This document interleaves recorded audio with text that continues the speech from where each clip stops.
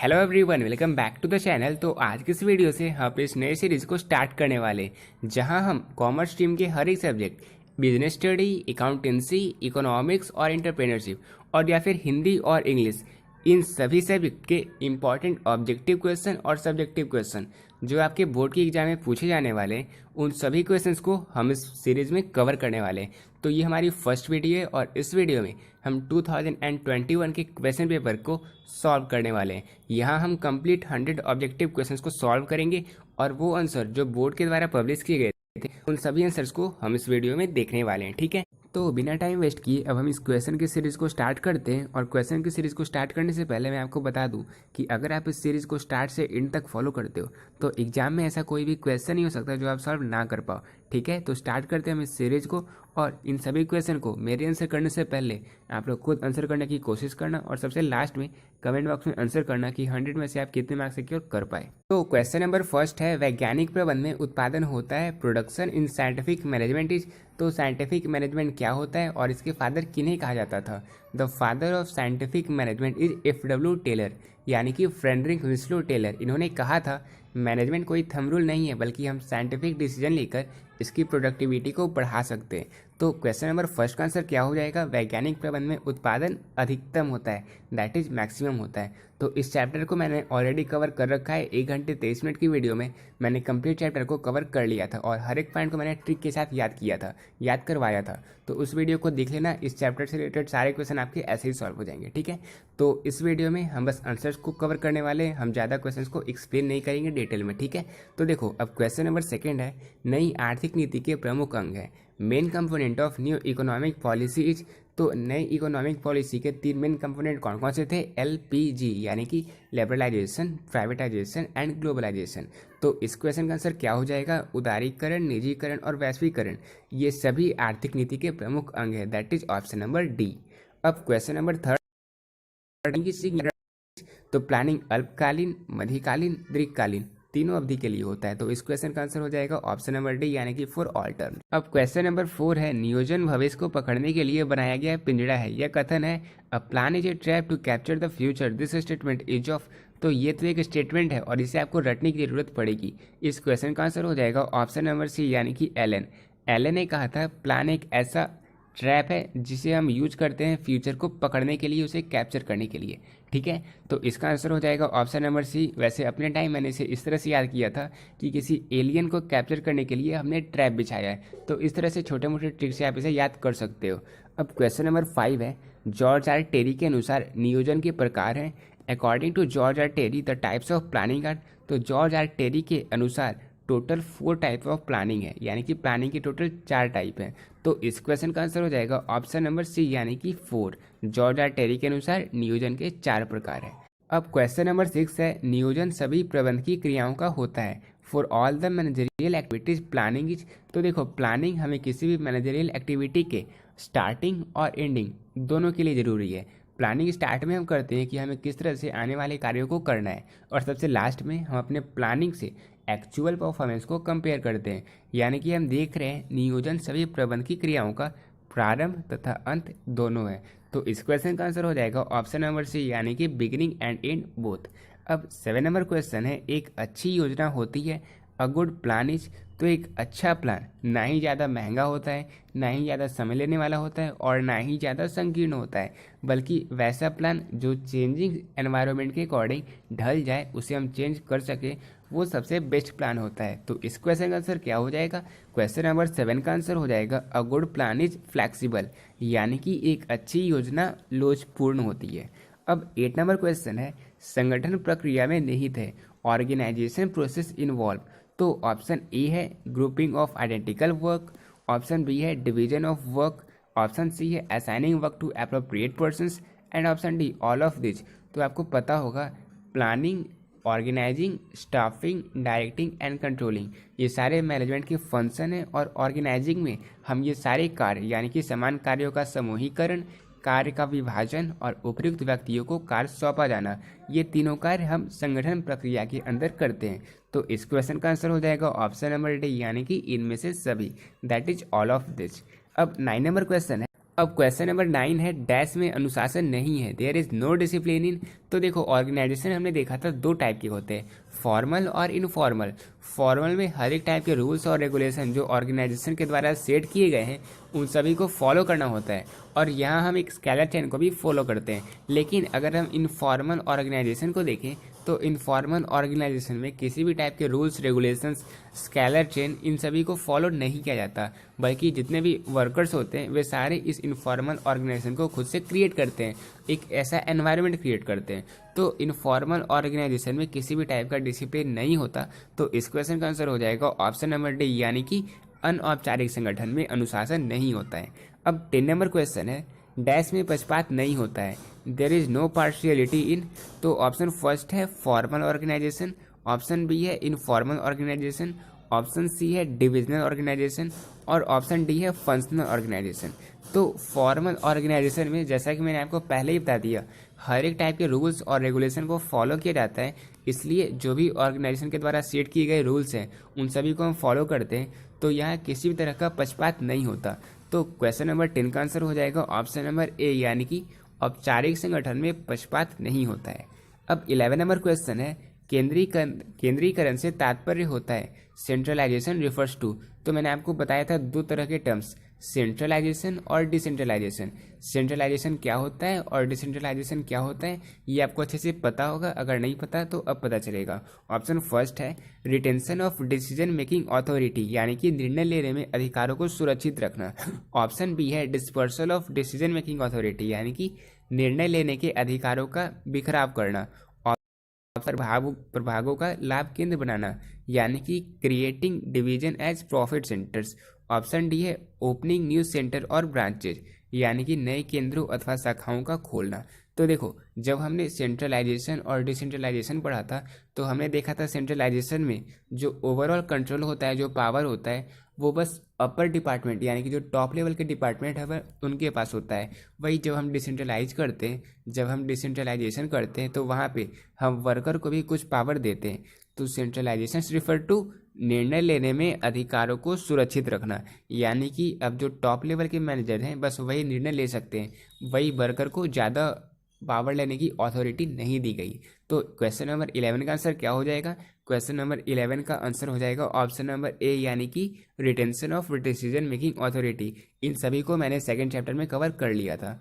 अब 12 number question है प्रशिक्षण की विधियां हैं, मेथड ऑफ ट्रेनिंग सर। तो ऑप्शन फर्स्ट है job rotation training, option B है on the job training, option C है apprentice training and option D है ऑल ऑफ दिस। तो ये सारे ट्रेनिंग के मेथड हैं, यानी कि कार्य बदली प्रशिक्षण, कार्य पर प्रशिक्षण, प्रशिक्षुता प्रशिक्षण, ये सारे प्रशिक्षण की विधियां हैं। इसका आंसर हो जाएगा ऑप्शन नंबर डी, इनमें से सभी। अब 30 नंबर क्वेश्चन है नियुक्तिकरण है, staffing is option A to plan, option B to control, option C to direct and option D to appoint the persons on work. तो प्लानिंग में हम क्या करते हैं? प्लान करते हैं। ऑर्गेनाइजिंग में हम क्या करते हैं? हम काम को डिवाइड करते हैं। स्टाफिंग में हम क्या करते हैं? स्टाफिंग में हम व्यक्तियों को कार्य पर लगाते हैं, उन सभी को बताते हैं उनकी क्या क्या कार्य हैं और उन्हें हम क्या करते हैं? उन्हें हम नियुक्त करते हैं। तो क्वेश्चन नंबर 13 का आंसर क्या हो जाएगा? Staffing is to appoint the persons on work. अब क्वेश्चन नंबर 14 है प्रभावी संदेश वाहन के लिए आवश्यक है, necessary for effective communication is. तो एक इफेक्टिव कम्युनिकेशन यानी कि प्रभावी संदेश वाहन के लिए स्पष्टता, निरंतरता और शिष्टता यानी कि क्लैरिटी, कंटिन्यूटी और कॉर्टसी, ये तीनों अति आवश्यक है। तो इस क्वेश्चन का आंसर हो जाएगा ऑप्शन नंबर डी, यानी कि ऑल ऑफ दिस। इसे हमने डायरेक्टिंग के चैप्टर में पढ़ा था, जहां हमने देखा था डायरेक्टिंग के टोटल 4 एलिमेंट्स को, supervision, communication, leadership and motivation. ठीक है, तो ये मैंने आपको एक्स्ट्रा बता दिया ताकि एग्जाम में अगर क्वेश्चन पूछा जाए इस तरह से तो आप उसे सॉल्व कर पाओ। और आगे पूछा भी गया था, मैं आपको एक क्वेश्चन भी दिखाऊंगा। ठीक है, अब क्वेश्चन नंबर 15 है यदि आप संदेश वाहन रखना चाहते हैं तो आपको संदेश वाहन का उपयोग करना चाहिए। If you want to keep a proof of your communication you should use which type of communication. अगर आप इनफॉर्मल कम्युनिकेशन का यूज़ करोगे तो उसका कोई रिकॉर्ड नहीं होगा, क्योंकि वो इनफॉर्मल है, वहाँ पे कोई रूल्स रेगुलेशन फॉलो नहीं होता।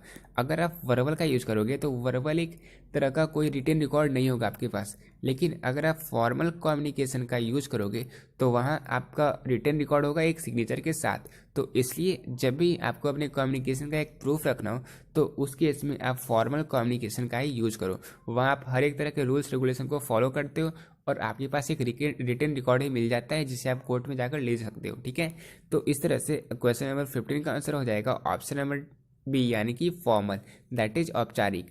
अब क्वेश्चन नंबर 16 है, निम्न में से कौन सा निर्देशन का तत्व नहीं है। Which one of the following is not an element of direction. तो option first motivation, option B communication, option C delegation and option D supervision. अभी अभी मैंने आपको बताया था डायरेक्टिंग के total 4 elements, supervision, communication, leadership and motivation. तो इस तरह से इस क्वेश्चन का आंसर हो जाएगा ऑप्शन नंबर सी, यानी कि delegation is not an element of direction. तो इस तरह से जो मैं आपको छोटे छोटे पॉइंट बताता हूँ, हर एक पॉइंट को आप अपने दिमाग में अच्छे से क्लियर रखो, ताकि एग्जाम में अगर वैसे क्वेश्चन पूछे जाएँ तो उसे आप आसानी से सॉल्व कर पाओ। ठीक है, एक ही क्वेश्चन में मैं आपको कई सारे क्वेश्चन ऑलरेडी सॉल्व करवा देता हूँ। अब 17 नंबर क्वेश्चन है, अभी प्रेरणा का सिद्धांत जो आवश्यकताओं को क्रमबद्ध करता है किसके द्वारा प्रतिपादित किया गया था। The motivation theory which classify need in hierarchical order is developed by. तो हायरार्चिकल ऑर्डर जो अब्राहम मॉस्लो के द्वारा इम्प्लीमेंट किया गया था, उन्हें बनाया गया था, उनके अकॉर्डिंग सबसे पहला नीड क्या था। सबसे पहला नीड था साइकोलॉजिकल नीड, सेकेंड था safety and security needs, third social needs, fourth esteem needs and fifth self actualisation needs. तो ये टोटल 5 नीड्स थे और ये किसके अंतर्गत आते थे, ये आते थे नीड्स इन हायरार्चिकल ऑर्डर में, और इसे डेवलप किया गया था ऑप्शन नंबर सी, यानी कि अब्राहम मास्लो के द्वारा।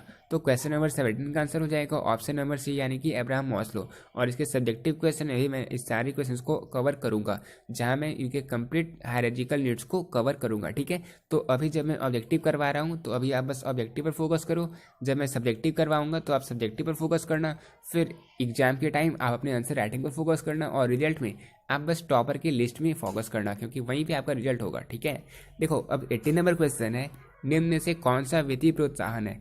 विच of the following is a financial incentive. Option first promotion, option B stock incentive, option C job security and option D employee participation. तो क्वेश्चन नंबर 18 का answer हो जाएगा option number B, यानी कि stock incentive, क्योंकि जो stock incentive है वो एक फाइनेंशियल इंसेंटिव है, रहतिया प्रोत्साहन एक वित्तीय प्रोत्साहन होता है। ठीक है, तो इसका आंसर क्या हो जाएगा, इसका आंसर हो जाएगा option number B, that is stock incentive. अब 19 नंबर क्वेश्चन है, निम्न में से कौन सा संप्रेषण प्रक्रिया का तत्व नहीं है। Which of the following is not an element of communication process. तो आपको एक कम्युनिकेशन प्रोसेस पता होगा। फर्स्ट सेंडर होता है जो एक आइडिया या मैसेज को इनकोड करता है, उसे एक मीडिया यानी कि चैनल के थ्रू ट्रांसफ़र करता है, जो कि एक रिसीवर पर पहुंचता है, रिसीवर को पहुंचता है, और वो रिसीवर उस मैसेज को डिकोड करता है। वो जो इनकोडेड मैसेज था उसे डिकोड करता है और फिर इसके बाद वो अपना फीडबैक देता है, जिसे नॉइज होता है। टोटल 8 कम्युनिकेशन प्रोसेस होते हैं। तो यहाँ आप देख सकते हो डिकोडिंग, चैनल और रिसीवर, ये तीनों कम्युनिकेशन प्रोसेस के एलिमेंट हैं, लेकिन कम्युनिकेशन खुद कम्युनिकेशन प्रोसेस का एलिमेंट नहीं है। तो इस क्वेश्चन का आंसर क्या होगा, इस क्वेश्चन का आंसर होगा निम्न में से कौन सा संप्रेषण प्रक्रिया का तत्व नहीं है, दैट इज संप्रेषण। ठीक है, अब 20 नंबर क्वेश्चन है, एक प्रभावी नियंत्रण तंत्र सहायक होता है। An effective control system helps to. First option accomplish organisational objective, बिल्कुल सही। Second option boost employee morale, ये भी सही है। ऑप्शन सी जज एक्यूरेसी ऑफ स्टैंडर्ड, ये तीनों सही है। तो इस क्वेश्चन का आंसर हो जाएगा ऑप्शन नंबर डी, यानी कि इनमें से सभी में। एक प्रभावी नियंत्रण तंत्र संगठनात्मक लक्ष्यों के निष्पादन में, कर्मचारियों की मनोदशा के संवर्धन में और मानकों की यथार्थता के निर्णय में सहायक होता है। ठीक है, तो क्वेश्चन नंबर 20 का आंसर हो गया ऑप्शन नंबर डी। अब 21 नंबर क्वेश्चन है, निर्देशन के तत्व हैं एलिमेंट्स ऑफ मैनेजमेंट आर। तो सुपरविजन, मोटिवेशन, लीडरशिप, ये तीनों मैनेजमेंट के तत्व हैं। तो इस क्वेश्चन का आंसर हो जाएगा ऑप्शन नंबर डी, यानी कि इनमें से सभी, ऑल ऑफ दिस। अब 22 नंबर क्वेश्चन है, निर्देशन प्रबंध का डैश पहलू नहीं है। Direction is not the dash aspect of management. तो निर्देशन जब हम करते हैं तो वो एक बिहेवियरल, एक तरह से वो प्रैक्टिकल और इंटरपर्सनल है। ठीक है, यानी कि वो अंतर व्यक्तिगत और व्यवहारिक पहलू है, और साथ ही साथ वो एक पॉजिटिव पहलू है। तो इस क्वेश्चन का जो आंसर होगा वो ऑप्शन नंबर बी थ्योरेटिकल, क्योंकि direction theoretical aspect of management नहीं है, वो मैनेजमेंट का थ्योरेटिकल एस्पेक्ट नहीं है, उसका थ्योरेटिकल पहलू नहीं है। तो इस क्वेश्चन का आंसर क्या होगा? ये क्वेश्चन बेसिकली ये कह रहा है डायरेक्शन जो है वो मैनेजमेंट का कौन सा पहलू नहीं है, तो वो थ्योरेटिकल एस्पेक्ट नहीं है। इस क्वेश्चन का आंसर हो जाएगा ऑप्शन नंबर बी यानी कि सैद्धांतिक। अब 23rd नंबर क्वेश्चन है पर्यवेक्षण है यानी कि supervision is option first necessary, option B unnecessary, option C wastage of time and option D none of this. बहुत ही क्वेश्चन ऐसे क्वेश्चन आप बैठ ही रहते हो कि इस तरह के क्वेश्चन आपको मिले और आप आसानी से नंबर उठा सको। तो इस क्वेश्चन का आंसर क्या होगा? Supervision is necessary. इस क्वेश्चन का आंसर हो जाएगा पर्यवेक्षण आवश्यक है। अब 24 नंबर क्वेश्चन है पर्यवेक्षण प्रबंध का डैश स्तर है। Supervision is the dash level of management. तो supervision lower level of management के अंतर्गत आता है। मैंने आपको top level, middle level, lower level भी आपको पढ़ाया था फर्स्ट चैप्टर में, जहां मैंने हर एक लेवल के जो उस लेवल के अंतर्गत जितने पर्सन्स आते हैं उन सभी को मैंने वहाँ आपको बताया था। तो आप फर्स्ट चैप्टर के भी वीडियो देख सकते हो। 1 घंटे मैंने कंप्लीट चैप्टर को कवर किया था, 1 घंटे की कम टाइम में भी। ठीक है, तो आप फर्स्ट चैप्टर की वीडियो देख लेना, वहाँ से भी आप ट्रिक से हर एक चीज़ को याद कर सकते हो। उससे आपको सब्जेक्टिव में बहुत ही हेल्प मिलने वाला है, ऑब्जेक्टिव में तो आपको मिल ही रहा है। ठीक है, अब 25 नंबर क्वेश्चन है पर्यवेक्षक कर्मचारियों का है। Supervision is dash of the workers. तो सुपरवाइजर, जो सुपरवाइजर होते हैं वो वर्कर के फ्रेंड, फिलोसफर और गाइड तीनों का कार्य करते हैं। क्योंकि वो लोअर लेवल मैनेजमेंट के अंतर्गत आते हैं तो डायरेक्ट कांटेक्ट होता है उनका वर्कर से, और वो वर्कर के लिए एक मित्र, एक मार्गदर्शक और एक दार्शनिक तीनों का कार्य करते हैं। तो क्वेश्चन नंबर 25 का आंसर हो गया ऑप्शन नंबर डी यानी कि ऑल ऑफ दिस। अब क्वेश्चन नंबर 26 है नियंत्रण प्रबंधकीय कार्य है। Control is and dash managerial function. तो कंट्रोल एक बहुत ही कंपलसरी फंक्शन है मैनेजमेंट का। आपने देखा था मैनेजमेंट के टोटल 5 फंक्शन थे, planning, organising, staffing, directing, controlling. ठीक है, तो कंट्रोलिंग में हम क्या करते हैं? कंट्रोलिंग में हम हमारा जो एक्चुअल परफॉर्मेंस है हम उसे कंपेयर करते हैं हमारा डिजायर्ड ऑब्जेक्टिव से, और हम ये देखते हैं कि हमें कहाँ कहाँ काम करने की ज़रूरत है। तो इस क्वेश्चन का आंसर क्या हो जाएगा? इस क्वेश्चन का आंसर हो जाएगा ऑप्शन नंबर ए यानी कि नियंत्रण प्रबंधकीय कार्य का अनिवार्य रूप है। अब 27 नंबर क्वेश्चन है नियंत्रण प्रबंध का कार्य है। Control is the dash function of management. तो जोर से बोलो, मैनेजमेंट के टोटल 5 फंक्शन है, planning, organising, staffing, directing and controlling. सबसे लास्ट फंक्शन कंट्रोलिंग। तो इस क्वेश्चन का आंसर ऑप्शन नंबर बी यानी कि अंतिम, नियंत्रण प्रबंध का अंतिम कार्य है। अब 28 नंबर क्वेश्चन है प्रभावी नियंत्रण है। Effective controlling is. तो एक इफेक्टिव कंट्रोलिंग डायनेमिक होता है ताकि एनवायरनमेंट में जो भी रैपिड चेंजेज हुए उन सभी को कोप कर पाए, उन्हें वो अडेप्ट कर पाए। तो 28 नंबर का क्वेश्चन क्या होगा? इसका आंसर होगा ऑप्शन नंबर सी यानी कि प्रभावी नियंत्रण गत्यात्मक होता है। अब 29 नंबर क्वेश्चन है वित्तीय प्रबंध का मुख्य कार्य है। The main function of financial management are. तो फाइनेंशियल मैनेजमेंट का मेन कार्य financial planning, procurement of fund and allocation of net profit होता है। ये हमने पढ़ा था फाइनेंशियल मैनेजमेंट के चैप्टर में। तो इसका आंसर क्या होगा? इस क्वेश्चन का आंसर हो जाएगा ऑप्शन नंबर डी यानी कि इनमें से सभी। अब 30 नंबर क्वेश्चन है वित्तीय प्रबंध की आधुनिक विचारधारा है। Modern concept of financial management is option first procurement of fund, option B utilisation of fund, option C A and B both and option D none of this. तो इस क्वेश्चन का आंसर भी क्या होगा? इस क्वेश्चन का भी answer हो जाएगा ऑप्शन नंबर सी यानी कि ए और बी दोनों।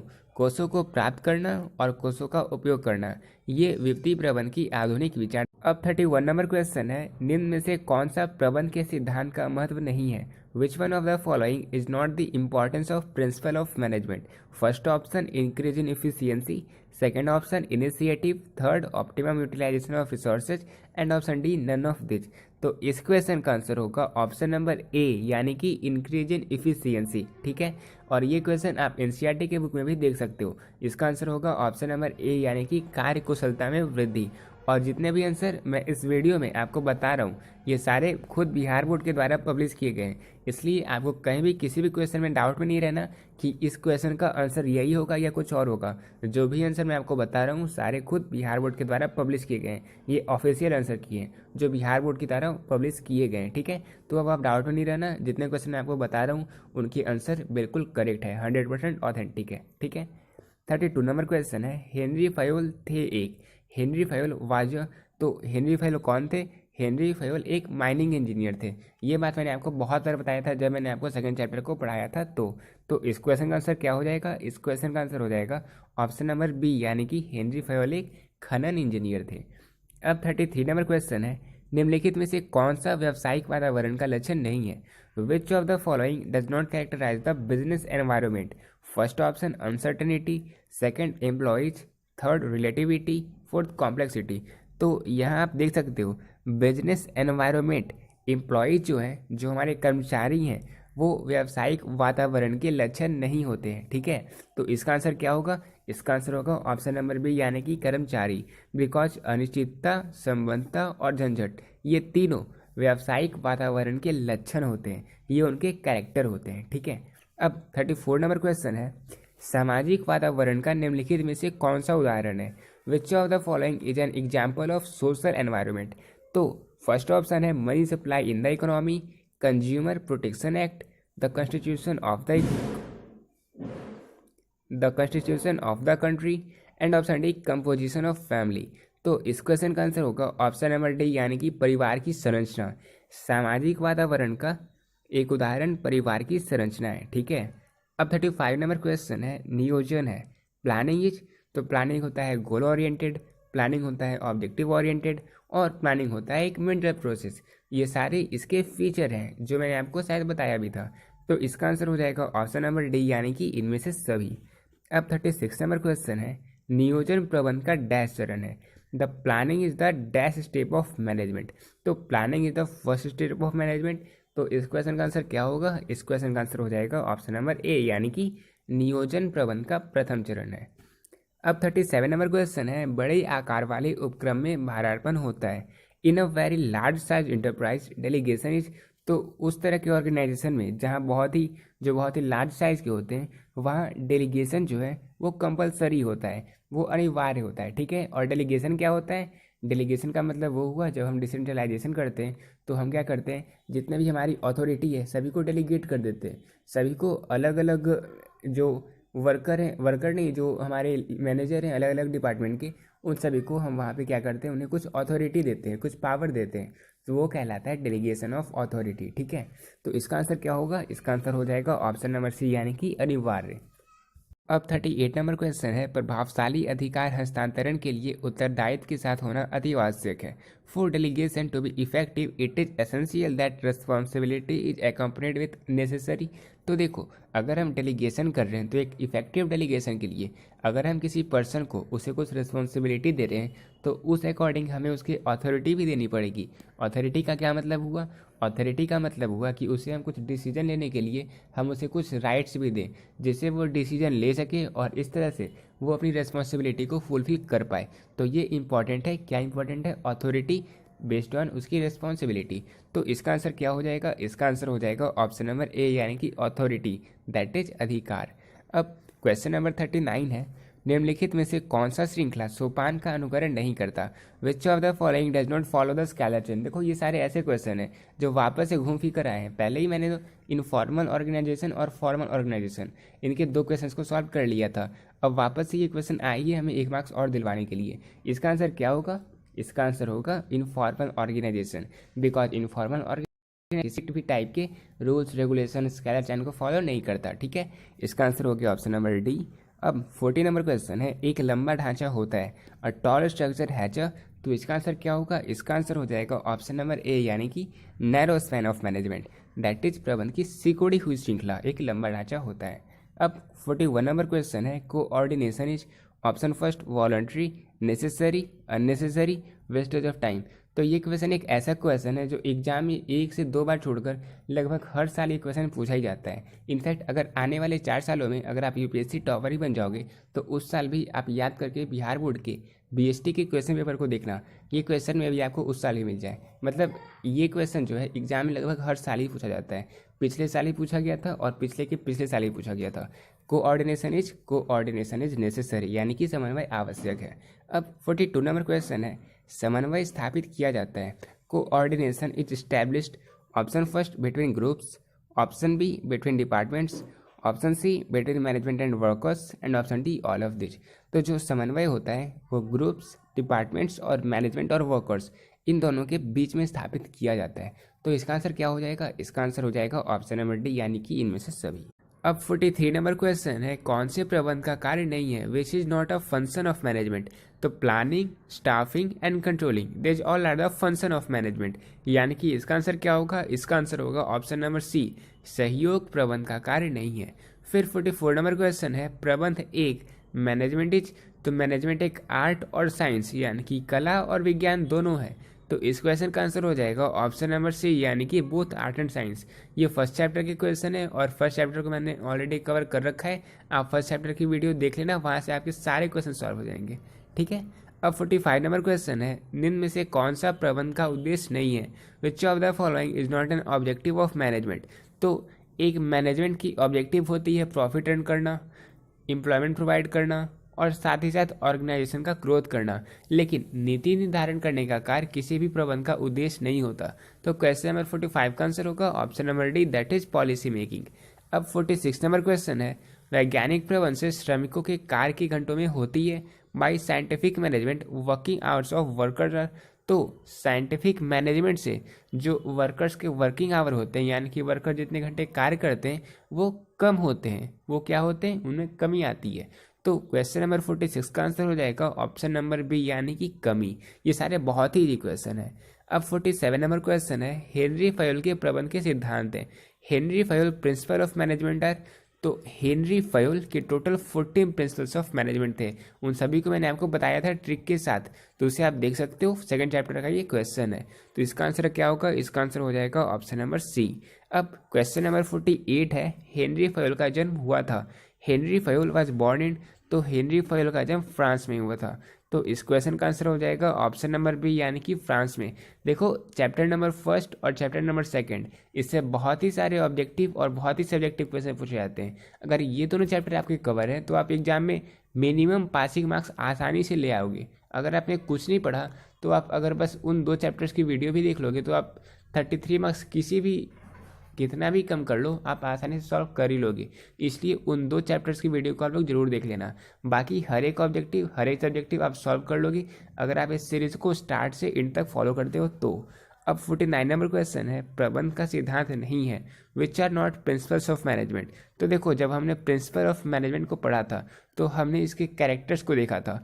तो वे क्या नहीं होते? सबसे पहला ऑप्शन है universal, second flexible, C absolute and D behavioural. तो management principles are not absolute, वो संपूर्ण नहीं होते। ठीक है। तो क्वेश्चन नंबर 49 का आंसर क्या होगा? 49 का आंसर हो जाएगा ऑप्शन नंबर सी, यानी कि प्रबंध का सिद्धांत संपूर्ण नहीं होता। अब 50 नंबर क्वेश्चन है, प्रबंध के सिद्धांतों की रचना किस प्रकार से की जाती है? How are the principles of management formed? तो प्रिंसिपल ऑफ मैनेजमेंट को किस प्रकार बनाया जाता है? मैनेजर के एक्सपीरियंस के द्वारा, प्रबंधकों के अनुभवों द्वारा। ठीक है। ये सब सेकंड चैप्टर के क्वेश्चन है। फिर 51 नंबर क्वेश्चन है, कर्मचारियों की स्वेच्छा पर निर्भर करता है। Dash depends on the sweet will of employees. तो फिर से वही क्वेश्चन है, informal organisation depends on the sweet will of employees. तो इस क्वेश्चन का आंसर हो जाएगा ऑप्शन नंबर सी, यानी कि अनौपचारिक संगठन। अब 52 नंबर क्वेश्चन है, अनौपचारिक संगठन की दशा में अधिकार होता है in case of informal organisation authorities are. तो इनफॉर्मल ऑर्गेनाइजेशन के केस में जितने भी अथॉरिटीज होती है वो ना ही डिसेंट्रलाइज्ड होती है, ना ही सेंट्रलाइज्ड होती है और ना ही इक्वली डिस्ट्रीब्यूटेड होता है। तो इसका आंसर क्या होगा? इसका आंसर हो जाएगा ऑप्शन नंबर डी, यानी कि नन ऑफ दिस। ठीक है। अब 53 नंबर क्वेश्चन है, डैश संगठन स्वतः निर्मित होता है। Dash organisation is formed automatically. तो देखो ये क्वेश्चन एक बार फिर से रिपीट हुआ है। इसका आंसर क्या होगा? मुझसे पहले आप लोग आंसर करो। इसका आंसर होगा ऑप्शन नंबर बी, यानी कि अनौपचारिक संगठन स्वतः निर्मित होता है। अब 54 नंबर क्वेश्चन है, नियुक्तिकरण पर व्यय किया गया धन है money spent on staffing it is not a wastage of money, it is not necessary but it is investment. हम जितने भी मनी स्टाफिंग पर इन्वेस्ट करते हैं, उस पर स्पेंड करते हैं, वो सारे हमारे विनियोजन होते हैं, वो सारे हमारे इन्वेस्टमेंट होते हैं। तो क्वेश्चन नंबर 54 का आंसर होगा ऑप्शन नंबर सी। अब नेक्स्ट क्वेश्चन है, नियुक्तिकरण उत्तरदायित्व है। Staffing is the responsibility of. तो स्टाफिंग जहाँ पे हम इंसानों को रिक्रूट करते हैं, उन्हें सिलेक्ट करते हैं, वो कार्य lower management, middle level management and top level management तीनों का होता है। तो इसका क्या आंसर होगा? इसका आंसर होगा ऑप्शन नंबर डी, इन सभी का। अब 56 नंबर क्वेश्चन है, मानव संसाधन प्रबंधन में सम्मिलित है ह्यूमन रिसोर्स मैनेजमेंट इंक्लूड। तो देखो HRM में हमने क्या क्या पढ़ा था, रिक्रूटमेंट, सिलेक्शन एंड ट्रेनिंग। तो इसका आंसर क्या होगा, इसका आंसर होगा ऑप्शन नंबर डी। अभी आप 12th कर रहे हो, बिजनेस स्टडी में आपने इस टॉपिक को पढ़ा। अगर आप यूपीएससी भी करना चाहोगे तो कॉमर्स एंड अकाउंटेंसी का अगर आप उसे ऑप्शन में चूज करोगे तो आपको HRM के एक सेपरेट टॉपिक को पढ़ना है। तो इन सभी चीज़ों को आप अभी भी अच्छे से पढ़ना ताकि आपका बेस स्ट्रांग हो, ठीक है। अब 57 नंबर क्वेश्चन है, नियुक्तिकरण है स्टाफिंग इज। तो स्टाफिंग संगठन का एक भाग है, ये कर्मचारी प्रबंध का कार्य है, ये प्रबंध का कार्य है। तो इसका आंसर क्या होगा, इसका आंसर हो जाएगा all of this. Staffing is a part of organisation, it is a function of personal management, it is a function of management, ठीक है। इन सभी चीज़ों को हमने ऑलरेडी देख लिया था अभी तक जितने ऑब्जेक्टिव करवाए उससे। अब 58 नंबर क्वेश्चन है, निर्देशन के प्रमुख तत्व है main element of direction are. तो एलिमेंट टोटल डायरेक्शन के टोटल 4 एलिमेंट थे, कौन कौन से थे मैंने आपको पहले बता दिया। कमेंट बॉक्स में आंसर करना, ठीक है। इसका आंसर होगा ऑप्शन नंबर सी यानी कि 4। अब 59 नंबर क्वेश्चन है, निर्देशन की प्रबंध के स्तर पर आवश्यकता होती है, direction is required at the dash level of management. तो मैनेजमेंट के हर एक लेवल पर डायरेक्शन यानी कि निर्देशन की आवश्यकता होती है। तो इसका आंसर क्या होगा, इसका आंसर हो जाएगा ऑप्शन नंबर डी यानी कि सभी स्तर पर, ताकि जितने भी कार्य हैं सारे सुचारू रूप से ढंग से चल सके। अब 60 नंबर क्वेश्चन है, निर्देशन कर्मचारियों से संबंधित है, direction is related to employees at. तो इसका आंसर क्या होगा, हर एक लेवल से, top level, mid level and lower level, तीनों लेवल से, that is all of that, सभी स्तर से, ठीक है। फिर वनर क्वेश्चन है, एक संगठन का नियंत्रण कार्य है, controlling function of an organisation is. Option first forward looking, option B backward looking, option C forward as well as backward looking and option D all of this. तो इसका आंसर क्या होगा, इसका आंसर होगा controlling is a function of a organisation is both forward and both backward looking, यानी कि आगे भी देखता है पीछे भी देखता है, इन दोनों तरीके से कार्य करता है। इस चैप्टर में जब आपने पढ़ा था, जब आपने कंट्रोलिंग पढ़ा था, तो वहाँ आपको एक सेपरेट टॉपिक मिला था जहाँ पे ये देखा था कि controlling function of an organisation is both forward and backward looking. अब 62 नंबर क्वेश्चन है, यदि अन्य बातें समान रहें तो कर की दर में निगमित लाभ पर वृद्धि होगी, other things remaining the same and increase in the tax rate on corporate profit, तो इट मेक्स डेब्ट रिलेटिवली चीपर। ये डेब्ट को सस्ते कर देते हैं, ऋण अपेक्षाकृत सस्ते होंगे। तो इसका आंसर क्या होगा, इसका आंसर हो जाएगा ऑप्शन नंबर ए। अब 63 नंबर क्वेश्चन है, वित्तीय सुलभ उच्च विकसित कंपनियां पसंद करती है, companies with higher growth potentials are likely to. तो companies with higher growth potentials are likely to pay lower dividend, ये कम लाभांश देते हैं। तो इसका आंसर हो जाएगा option number A. 64 number question है, वित्तीय उत्तोलन अनुकूल कहलाता है यदि financial leverage is called favourable if. तो फाइनेंशियल लेवरेज फेवरेबल तब होता है जब रिटर्न ऑन इन्वेस्टमेंट हायर होता है कॉस्ट ऑफ डेब्ट से। तो इसका आंसर हो जाएगा ऑप्शन नंबर बी यानी कि निवेश पर आय ऋणों की लागत से ऊंची होती है। 65 नंबर क्वेश्चन है, प्राथमिक एवं द्वितीयक बाजार, primary and secondary markets. Option first compete with each other, option C function independently and option D control each other. तो दो तरह के मार्केट होते हैं, प्राइमरी एंड सेकेंडरी मार्केट, और ये दोनों एक दूसरे के पूरक होते हैं। तो इसका आंसर हो जाएगा ऑप्शन नंबर बी यानी कि complement each other. 66 number question है, भारत में स्टॉक एक्सचेंज की टोटल संख्या कितनी है। टोटल संख्या 23 है। तो क्वेश्चन नंबर 66 का आंसर हो जाएगा ऑप्शन नंबर डी यानी कि 23। 67 नंबर क्वेश्चन है, राष्ट्रीय शेयर बाजार का निपटान चक्र है। तो इसका आंसर हो जाएगा ऑप्शन नंबर सी यानी कि T+2। अब 68, मुझे पूरी उम्मीद है कि आपको हमारी ये सीरीज़ पसंद आ रही होगी, और क्योंकि आपने अब तक हमारे इस वीडियो को देख लिया है तो मुझे पूरी उम्मीद है कि आपको ये सीरीज़ पसंद आ रही है और आप नेक्स्ट वीडियो भी चाहते हो। कमेंट करना, लेकिन आप सभी के लिए इससे पहले मेरे लिए एक सरप्राइज है, और वो ये है कि इस फाइल की PDF को हमने अपने डिस्क्रिप्शन बॉक्स के सबसे लास्ट में इसका एक लिंक दिया है, उस लिंक पर क्लिक करना तो आपको इस फाइल का PDF मिल जाएगा। उससे जब आप ओपन करोगे तो वहाँ पर आपको एक पासवर्ड मांगा जाएगा। PDF का पासवर्ड है इनोवेशन, जो आपको क्वेश्चन नंबर 68 में दिख रहा है, बैरियर टू एंटरप्रेन्योरशिप स्टिफल। तो इसका आंसर क्या होगा, इसका आंसर हो जाएगा ऑप्शन नंबर ए यानी कि इनोवेशन। लेकिन आप जो फाइल में जो आप पासवर्ड टाइप करोगे सारे वर्ड शॉर्ट में होंगे बिना किसी स्पेस के। आप टाइप करना INNOVATION, तो आपका वो फाइल ओपन हो जाएगा, ठीक है। तो देखो अब हम देखते हैं क्वेश्चन नंबर 69 को। ये एक छोटा सा सरप्राइज में आप सभी को देना चाहता था जो हमारे इस वीडियो को कंप्लीट देख रहे हैं। तो आप लोग कमेंट करना है कि एंटरप्रेन्योरशिप होता क्या है, ठीक है। अब देखो, अब 69 नंबर क्वेश्चन है, उद्यमिता किसके द्वारा आश्वस्त होती है? Entrepreneurship is insured by option first subsidiaries, option B larger firm, option C medium firm and option D small firm. तो उद्यमिता is insured by larger firm. जो बड़े बड़े उद्योग होते हैं, जो बड़े फर्म होते हैं, वो उद्यमिता का मतलब उनका यूज करते हैं, वो इंश्योर करते हैं। तो इसका आंसर हो जाएगा ऑप्शन नंबर बी यानी कि वृहदाकार फर्म। 70 नंबर क्वेश्चन है उद्यमिता लक्षण किससे संबंधित है? यानी कि entrepreneurial features are related with which of the following? First option number first है work creating activity, option number B profit creating activity, option C risk taking activity. और यही होगा इस क्वेश्चन का आंसर। इस क्वेश्चन का आंसर क्या होगा? उद्यमिता लक्षण संबंधित है जोखिम वाहन व्यवहार से। ठीक है, क्वेश्चन नंबर 17 का आंसर हो गया ऑप्शन नंबर सी। अब 71 नंबर क्वेश्चन है विपणन पर व्यय किया गया धन है money spent on marketing is. तो मार्केटिंग पर हम जितने भी मनी स्पेंड करते हैं ये सारे एक तरह के इन्वेस्टमेंट होते हैं। क्या होते हैं? विनियोजन होते हैं। तो इसका आंसर क्या होगा? इसका आंसर हो जाएगा ऑप्शन नंबर डी विनियोजन। और 72 नंबर विपणन व्यय भार है marketing expenditure is a burden on. तो मार्केटिंग एक्सपेंडिचर जो होते हैं वो हम कंज्यूमर्स पर ही एक बर्डन होते हैं, वो हम पर ही एक व्यय का कार्य करते हैं। ऐसा इसलिए क्योंकि जितने भी खर्चे प्रोडक्ट्स बनाने वाले करते हैं उन सभी के कॉस्ट को अगर वो ज़्यादा मार्केटिंग में पैसे लगा रहे हैं तो उन क्या करते हैं प्रोडक्ट की प्राइस को बढ़ा देते हैं। तो पूरा बर्डन किस पर आ जाता है? हम पर आ जाता है, कंज्यूमर पे आ जाता है। तो इसका आंसर क्या होगा? इसका आंसर हो जाएगा ऑप्शन नंबर सी यानी कि उपभोक्ताओं पर। फिर 73 नंबर क्वेश्चन है व्यवसाय के लिए विपणन है फॉर बिजनेस मार्केटिंग इज। तो बिजनेस में मार्केटिंग कंपलसरी होता है। तो इसका आंसर क्या होगा? इसका आंसर हो जाएगा ऑप्शन नंबर ए यानी कि अनिवार्य। और ये सारे वर्ड्स आपको, सारे टर्म्स आपको अच्छे से याद होंगे क्योंकि ये सारी चीज़ों को हमें पार्ट बी में पढ़ना है और अभी अभी आपने पार्ट बी को कंप्लीट कर रखा होगा। ये आप कर रहे होगे तो आप उस तरह से रिवाइज भी करते चलोगे। ठीक है, फिर देखो अब 74 नंबर क्वेश्चन है विपणन का लाभ है the advantage of marketing is to. तो जब कोई प्रोडक्ट बनाने वाले उसकी मार्केटिंग करते हैं तो उसका लाभ किसे मिलता है? कंज्यूमर को मिलता है क्योंकि कंज्यूमर को पता चलता है उस प्रोडक्ट के बारे में। बिजनेसमैन को मिलता है क्योंकि उन्हें प्रॉफिट होता है, वो उसे बेच पाते हैं। मैन्युफैक्चरर को मिलता है ताकि उनकी जो प्रोडक्टिविटी है वो बढ़ाते हैं क्योंकि वो मार्केट में उसका डिमांड होता है। तो इसी इसका एडवांटेज किसको मिलता है? सभी को मिलता है। 74 का आंसर हो जाएगा ऑप्शन नंबर डी।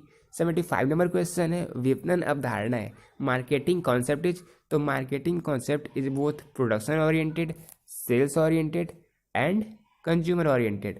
तो इसका आंसर क्या होगा? इसका आंसर हो जाएगा option number D that is all of this. 76 number question है उद्यमिता नेतृत्व प्रदान नहीं करती एंटरप्रेन्योरशिप फेल्स टू लीड। तो एक उद्यमिता साझेदारी फर्म में नेतृत्व प्रदान नहीं करती। इसका आंसर हो जाएगा ऑप्शन नंबर ए यानी कि पार्टनरशिप फर्म। 77 नंबर क्वेश्चन है सामाजिक उपगम्यता के अनुसार उद्यमिता है। 77 नंबर क्वेश्चन है according to sociological approach entrepreneurship is. तो it is process of role performance, भूमिका निष्पादन प्रक्रिया। तो इसका आंसर हो जाएगा ऑप्शन नंबर बी यानी कि प्रोसेस ऑफ रोल परफॉर्मेंस। 77 का आंसर हो जाएगा option number B. 78 number question है भारत में उद्यमिता विकास कार्यक्रम है in India entrepreneurial development programme is. तो ये जो इंडिया में जो एंटरप्रेन्योरियल डेवलपमेंट प्रोग्राम है ये नेसेसरी है। तो इसका आंसर क्या होगा? इसका आंसर हो जाएगा ऑप्शन नंबर ए यानी कि आवश्यक। ठीक है, अब 79 नंबर क्वेश्चन है उद्यमिता विकास कार्यक्रम प्रदान करता है एंटरप्रेन्योरियल डेवलपमेंट प्रोग्राम प्रोवाइड्स। तो entrepreneurial development programme provide both self employment, education and training and increase in skill of entrepreneur. ये तीनों का कार्य करता है। तो इसका आंसर क्या हो जाएगा? इसका आंसर हो जाएगा ऑप्शन नंबर डी यानी कि इनमें से सभी। 8 नंबर क्वेश्चन है भारत में उद्यमिता विकास कार्यक्रम रहा है।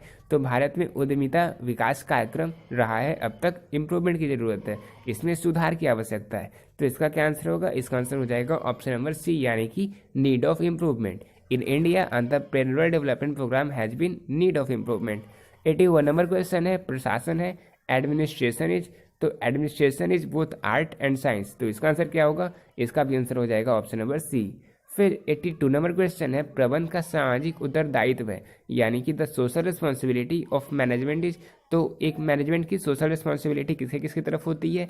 एम्प्लॉयज़ के टुवार्ड होती है, कंज्यूमर के टुवार्ड होती है और गवर्नमेंट के टुवार्ड होती है। ये सब मैंने आपको पढ़ा रखा है। तो इसका आंसर हो जाएगा ऑप्शन नंबर ए यानी कि टुवार्ड ऑल।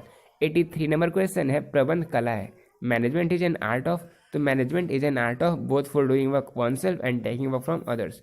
इसका आंसर हो जाएगा ऑप्शन नंबर सी। अब 84 नंबर क्वेश्चन है, प्रबंध एक पेशा है, ये कथन है। Management is a profession, this statement is of. तो देखो फर्स्ट चैप्टर सेकंड चैप्टर से कितने सारे क्वेश्चन पूछे जा रहे हैं और मैंने आपको ट्रिक के साथ हर एक चीज़ बताया भी था। आपको ये क्वेश्चन भी याद होगा, इसका आंसर क्या होगा? इसका आंसर होगा ऑप्शन नंबर बी, यानी कि अमेरिकन मैनेजमेंट एसोसिएशन। कोई प्रोफेशनल बॉडी ने ये कथन दिया था और जिसका नाम है अमेरिकन मैनेजमेंट एसोसिएशन। आपको कुछ याद भी आ रहा होगा, ठीक है। अब 85 नंबर क्वेश्चन है, प्रबंध की प्रकृति है। The nature of management is. तो the nature of management is both as inborn and acquired ability. Okay, तो इसका आंसर क्या होगा? इसका आंसर होगा प्रबंध की प्रकृति जन्मजात तथा अर्जित प्रतिभा दोनों के रूप में होती है, ठीक है। अब 86 नंबर क्वेश्चन है, the essence of management is. ये क्वेश्चन एग्जाम में बहुत ही बार पूछा गया है और शायद ये क्वेश्चन रिपीट भी हुआ है। The essence of management is coordination. The essence of management is, the essence of management is coordination, ठीक है। इसका आंसर हो जाएगा option number A. 87 number question है, वैज्ञानिक प्रबंध के पिता है। The father of scientific management is. तो ये क्वेश्चन भी मैंने आपको बता ही दिया था। मैं एक क्वेश्चन में ही 2 से 3 क्वेश्चन कवर कर लेता हूँ। इसका आंसर क्या होगा? इसका आंसर होगा ऑप्शन नंबर बी, यानी कि FW टेलर। फ्रेडरिक विस्लो टेलर को फादर ऑफ साइंटिफिक मैनेजमेंट कहा जाता है, ठीक है। अब 88 नंबर क्वेश्चन है, मानसिक क्रांति मूल आधार है। Mental revolution is the essence of. तो mental revolution is the essence of scientific management. इसे हमने साइंटिफिक मैनेजमेंट में पढ़ा था और मैंने आपको इसकी ट्रिक्स भी दी थी, तो आप उस वीडियो को देख लेना, क्लियर हो जाएगा। इसका आंसर क्या होगा? इसका आंसर हो जाएगा ऑप्शन नंबर ए, यानी कि वैज्ञानिक प्रबंध का। 89 नंबर क्वेश्चन है, वैज्ञानिक प्रबंध में टेलर ने प्रयोग किए। The experiments done by Taylor under scientific management were. तो वैज्ञानिक प्रबंध में टेलर ने जो प्रयोग किए वो कौन से थे? वे थे गति अध्ययन, थकान अध्ययन तथा समय अध्ययन। ये तीनों थे। तो इसका आंसर क्या होगा? इसका आंसर हो जाएगा option number C, motion study, fatigue study and time study. 90 number question है, परंपरागत प्रबंध में श्रमिकों को मजदूरी दी जाती है। Wages given to workers in traditional management are. तो ट्रेडिशनल मैनेजमेंट में जो वर्कर्स को सैलरी दी जाती थी, उन्हें जो वेजेस दी जाती थी वो बहुत कम होती थी। तो इसका आंसर क्या होगा? इसका आंसर हो जाएगा ऑप्शन नंबर ए, यानी कि कम। अब 91 नंबर क्वेश्चन है, वित्तीय प्रबंधक निर्णय लेता है। Financial manager take decision as to. तो financial manager take decisions of finance, investment and dividend. ये तीनों का कार्य कौन करता है? करता है वित्तीय प्रबंधक। तो इसका आंसर क्या होगा? इसका आंसर हो जाएगा ऑप्शन नंबर डी, यानी कि इनमें से सभी। 92 नंबर क्वेश्चन है, वित्तीय प्रबंध है। Financial management is. तो financial management is both an art and science. तो इसका आंसर क्या होगा? इसका आंसर हो जाएगा ऑप्शन नंबर सी, यानी कि कला और विज्ञान दोनों। इसके पहले हमने क्या देखा था? इसके पहले हमने देखा था management is art and science both, administration is art and science both. और अब हम क्या देख रहे हैं? अब हम देख रहे हैं फाइनेंशियल मैनेजमेंट इज। तो इसका भी आंसर क्या है? आर्ट एंड साइंस बोथ, ठीक है। अब 93 नंबर क्वेश्चन है, वित्तीय प्रबंध की परंपरागत विचारधारा को त्याग दिया गया था। Traditional approach of financial management was discarded during. तो फाइनेंशियल मैनेजमेंट की ट्रेडिशनल अप्रोच को, पुरानी विचारधारा को 1930-40 के बीच में त्याग दिया गया था, उसे हटा दिया गया था। तो 93 नंबर क्वेश्चन का आंसर क्या होगा? इसका आंसर हो जाएगा ऑप्शन नंबर सी, यानी कि 1930 से 40 के बीच में। अब 94 नंबर क्वेश्चन है, सुदृढ़ वित्तीय योजना की विशेषताएं हैं। Characteristics of sound financial planning are. तो एक अच्छी फाइनेंशियल प्लानिंग का क्या क्या विशेषताएं हैं? पहले विशेषता वो सिंप्लिसिटी, सेकंड विशेषता लिक्विडिटी, थर्ड विशेषता इकोनॉमी। यानी कि वो सिंपल होना चाहिए, वो एक तरह से हम उसे चेंज कर सके, अगर सिचुएशन चेंज हो उस अकॉर्डिंग, जैसा कि सिचुएशन का डिमांड हो उस अकॉर्डिंग चेंज कर सके, और वो ज़्यादा खर्चे वाला ना हो, इकोनॉमिकल हो। तो ये सारी एक फाइनेंशियल प्लानिंग की फीचर होती है। इसका आंसर क्या होगा? इसका आंसर होगा ऑप्शन नंबर डी, यानी कि all of this. 95 number question है, वित्तीय नियोजन की प्रक्रिया है। The process of financial planning is. First option है डिटर्मिनेशन ऑफ फाइनेंशियल ऑब्जेक्टिव। ये पहला ऑब्जेक्टिव होता है, पहला प्रोसेस होता है फाइनेंशियल प्लानिंग का। सेकंड है financial policies, determination of financial policies. Third है डिटर्मिनेशन ऑफ फाइनेंशियल प्रोसीजर्स। तो ये तीनों जो है वो प्रोसेस है फाइनेंशियल प्लानिंग के। तो इसका आंसर क्या होगा? इसका आंसर हो जाएगा ऑप्शन नंबर डी, यानी कि इनमें से सभी। अब 96 नंबर क्वेश्चन है, मुद्रा बाजार व्यवहार करता है। Money market deals in. तो दो तरह के मार्केट होते हैं, मनी मार्केट और कैपिटल मार्केट। मनी मार्केट किस में डील करते हैं? मनी मार्केट डील करते हैं शॉर्ट टर्म फंड्स में, और जो कैपिटल मार्केट होते हैं वो डील करते हैं लॉन्ग टर्म फंड्स में। तो 96 नंबर क्वेश्चन का आंसर क्या होगा? इसका आंसर हो जाएगा ऑप्शन नंबर ए, यानी कि money market deals in short term fund. अब 97 नंबर क्वेश्चन है, पूंजी बाजार व्यवहार करता है। Capital market deals in. तो देखो वो क्वेश्चन वापस आ गया जो मैंने आपको बताया अभी, capital market deals in long term funds. इसका आंसर क्या होगा? इसका आंसर हो जाएगा ऑप्शन नंबर सी, यानी कि दीर्घकालीन कोष में। अब 98 नंबर क्वेश्चन है, तरलता का निर्माण करता है। Dash creates liquidity. तो मैंने आपको पहले ही बता दिया था दो तरह के मार्केट के बारे में, प्राइमरी मार्केट और सेकेंडरी मार्केट। जितने भी नए शेयर को इशू किया जाता है वो सबसे पहले कहाँ इशू किया जाता है, वो इशू किया जाता है प्राइमरी मार्केट में। और जो मार्केट होता है जो ज़्यादा लिक्विडिटी क्रिएट करता है उसे हम क्या कहते हैं, उसे हम कहते हैं सेकेंडरी मार्केट। यानी कि 98 नंबर क्वेश्चन का आंसर हो जाएगा option number D, that is secondary market. अब 99 नंबर क्वेश्चन है, नवीन निर्गमित अंशों का व्यवहार डैश में करता है। न्यू इशूड शेयर्स आर डेल्ड इन। देखो फिर से वो क्वेश्चन आएगा, इसका आंसर क्या होगा मुझसे पहले आप लोग बताओ। इसका आंसर हो जाएगा ऑप्शन नंबर बी, यानी कि प्राइमरी मार्केट में प्राथमिक बाजार में नवीन निर्गमित अंशों का व्यवहार करता है। ठीक है। अब 100 नंबर क्वेश्चन है, वैधानिक रूप में सेबी की स्थापना हुई थी। Legally SEBI was established in. तो इसका आंसर क्या होगा, इसका आंसर हो जाएगा 1992। तो अब हमने 2021 के कंप्लीट क्वेश्चन पेपर को सॉल्व कर लिया। और ये जो क्वेश्चंस पूछे गए थे ये आप देख सकते हो, 2020 में जो मैंने सीरीज़ को स्टार्ट किया था उससे क्वेश्चंस पूछे गए थे। और जिन स्टूडेंट्स ने हमारी उस सीरीज़ को देखा था वो इस एग्जाम में 100 आउट ऑफ 100 मार्क्स तो नहीं, लेकिन 90+ मार्क्स सिक्योर कर चुके थे। तो ये मेरी गारंटी, अगर आप इस सीरीज़ को फॉलो करते हो तो इस बार जो हम वीडियो अपलोड कर रहे हैं वो एक क्वालिटी कंटेंट पर फोकस कर रहे हैं, हम क्वांटिटी पे नहीं बल्कि क्वालिटी पर फोकस करते हैं। तो 100 आउट ऑफ 100 मार्क्स आप सिक्योर कर सकते हो, बस आप स्टार्ट से एंड तक हमारी सीरीज को फॉलो करना। ठीक है, तो मिलते हैं अपने नेक्स्ट वीडियो में। और इस वीडियो को जितना हो सके शेयर करना, जितने ज़्यादा अच्छे रिस्पॉन्स रहेंगे उतने ही जल्दी हम वीडियो को अपलोड करेंगे। अगर आपकी तरफ से अच्छे रिस्पॉन्स नहीं आएंगे तो उस केस में हमें सीरीज़ को स्टॉप करना पड़ेगा, क्योंकि हर एक वीडियो में बहुत ही ज़्यादा एफर्ट्स हमें लगाने पड़ते हैं। तो मैं उम्मीद करता हूँ इस वीडियो को लगभग आप 1000-1500 स्टूडेंट के साथ शेयर कर सकते हो, आप करना। फिर मिलते हैं अपने नेक्स्ट वीडियो में, तब तक के लिए पीस आउट।